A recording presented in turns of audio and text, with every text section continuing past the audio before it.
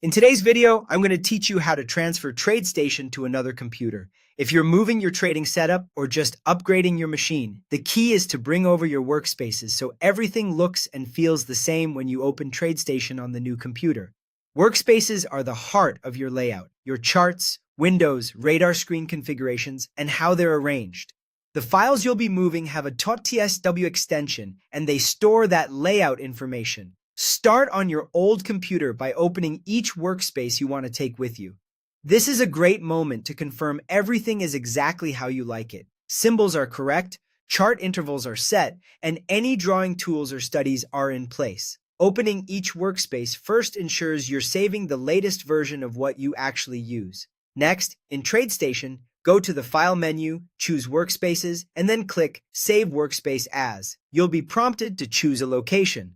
Pick a folder that's easy to transfer, like a USB drive or a synced cloud folder. Give the file a clear name so you'll recognize it later, and make sure it saves with the TSW extension. Repeat this Save Workspace As step for every workspace you plan to move. Think of it as creating a portable snapshot of each layout.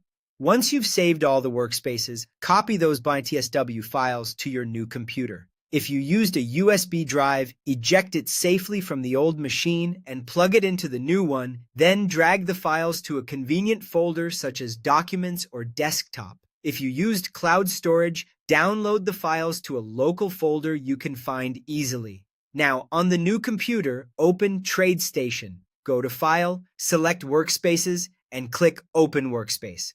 Browse to the folder where you place the TSW files, select the workspace you want, and open it. Your layout should appear just as it did before, including window positions and chart setups. Repeat for any additional workspaces you transferred. If something doesn't look right after opening a workspace, check a few basics.